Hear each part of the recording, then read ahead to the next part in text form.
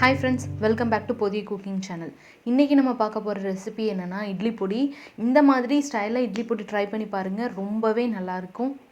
உங்கள் வீட்டில் வெளியில் போய் படிக்கிறவங்களோ இல்லை ஒர்க் பண்ணுறவங்களோ இருந்தாங்கன்னா இந்த பொடியை செஞ்சு கொடுத்து விடுங்க. இது ஒரு சட்னிக்கு நல்ல ரீப்ளேஸ்மெண்ட்டாக இருக்கும். என்னை பொறுத்தவரை எவ்வளோ தான் சட்னி இருந்தாலும் பக்கத்தில் இந்த பொடி இல்லாமல் நம்மளால் சாப்பிடவே முடியாது. அண்ட் இன்னொரு விஷயம் என்னென்னா, இதில் நிறையாவே எள்ளும் நிறையாவே கருவேப்பிலையும் ஆட் பண்ணுறோம். ரொம்பவே உடம்புக்கு நல்லதும் கூட. கண்டிப்பாக இதை உங்கள் வீட்டில் ட்ரை பண்ணி பாருங்கள். வாங்க எப்படி செய்யலான்னு பார்க்கலாம். இப்போ நான் எடுத்துக்கிற குவான்டிட்டி ஒரு 1 மந்த்துக்கு கரெக்டாக இருக்கும் எங்களுக்கு. 50 கிராம் மிளகா வத்தல் எடுத்துக்கோங்க. மிளகா வத்தல் நல்லா காஞ்சிருக்கணும். ஒரு வேளை லேசாக ஈரமாக இருந்தது அப்படின்னா அதை நல்லா வெயிலில் காய வச்சு எடுத்துக்கோங்க. 50 கிராம் மிளகா வத்தலுக்கு 100 உளுந்தம்பருப்பு கரெக்டாக இருக்கும். நீங்கள் தொளி உளுந்துனாலும் எடுத்துக்கலாம். என்ன பொடியோட கலர் கொஞ்சம் கருப்பாக இருக்கும், அவ்வளோதான். 100 எள்ளை எடுத்துக்கோங்க. அதோட வெள்ளைப்பூடு ஒரு பூடை இந்த மாதிரி உரித்து எடுத்துக்கோங்க.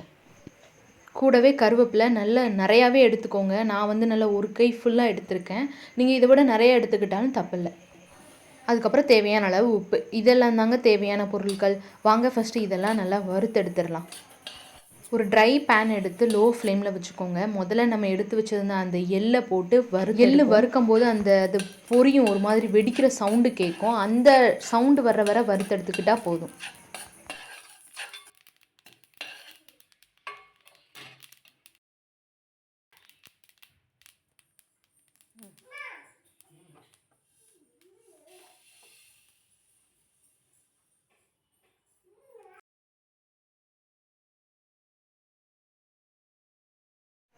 எள்ளு நல்லா வெடிச்சிருச்சு. இப்போ இதை நம்ம தனியாக எடுத்து வச்சிடலாம்.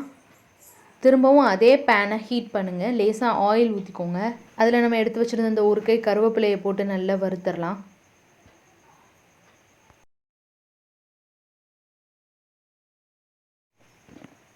கருவேப்பிலை நல்லா இந்த அளவுக்கு வறுபட்ட அப்புறமா நம்ம எடுத்து வச்சுருந்த அந்த 100 உளுந்தம்பருப்பை போட்டுடலாம்.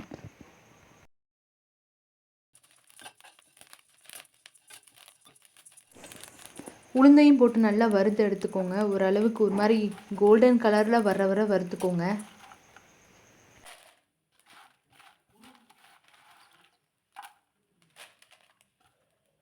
இதோ உளுந்தோட கலர் சேஞ்ச் ஆகிருக்கு. இந்த ஸ்டேஜில் நம்ம வத்தல் போட்டுக்கலாம்.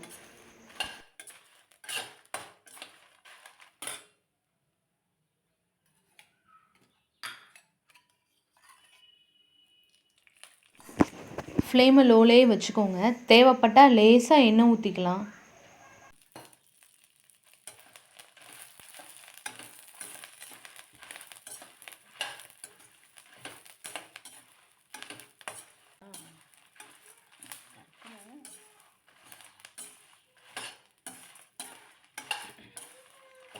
இந்த பொடி இட்லிக்குமே தோசைக்குமே ரெண்டுக்குமே நல்லாயிருக்கும்.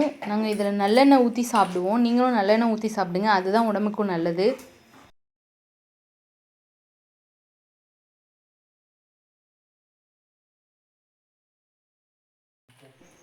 வத்தல் நல்லா இந்த கலருக்கு மாறுற அளவுக்கு வறுத்தெடுத்துக்கோங்க. இப்போ நம்ம எல்லாத்தையுமே வறுத்தெடுத்தாச்சு. இதெல்லாம் ஆறட்டும். ஃபஸ்ட் நம்ம வறுத்து வச்சுருந்த கருவேப்பிலை, உளுந்து, வத்தல் இதெல்லாம் தான் போட்டு அரைக்கணும். லாஸ்ட்டாக எள்ளு போட்டு அரைச்சிக்கணும்.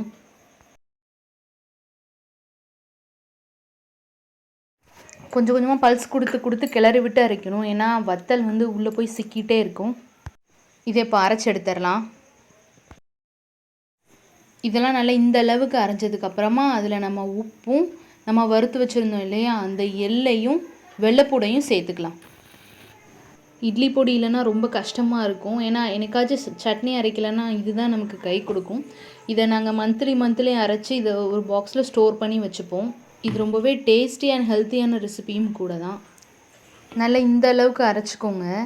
ஸோ இப்போ நம்மளோட இட்லி பொடி ரெடி ஆயிடுச்சு. இது ரொம்பவே நல்லாயிருக்கும். உங்களுக்கு உப்பு இடையில தேவைப்பட்டால் கூட போட்டுக்கலாம். இதை நல்லா ஒரு டைட்டாக ஒரு பெர்மனெண்ட்டாக ஒரு ஸ்பூன் போட்டு ஸ்டோர் பண்ணி வச்சுக்கோங்க. இது ரொம்பவே நல்லாயிருக்கும். அவ்வளோ சீக்கிரத்துலலாம் கெட்டே போகாது. இந்த ரெசிபியை ட்ரை பண்ணி பார்த்துட்டு எப்படி இருக்குன்னு கமெண்ட் பண்ணுங்கள். அண்ட் இதை உங்களோட ஃப்ரெண்ட்ஸ்க்கும் ஷேர் பண்ணுங்கள். இதே மாதிரி நிறையா வீடியோஸ்க்கு நம்மளோட சேனலை சப்ஸ்கிரைப் பண்ணுங்கள். அண்ட் பக்கத்தில் இருக்க பெல் ஐக்கானை கிளிக் பண்ணிக்கோங்க. உங்களோட சப்ஸ்கிரிப்ஷன் தான் எங்களுக்கு ஒரு நல்ல பூஸ்டிங்காக இருக்கும். மேலும் வீடியோஸ் போடுறதுக்கு எங்களுக்கு பூஸ்டிங்காக இருக்கும். தேங்க்யூ ஃபார் வாட்சிங். It's me Pothiya cooking channel.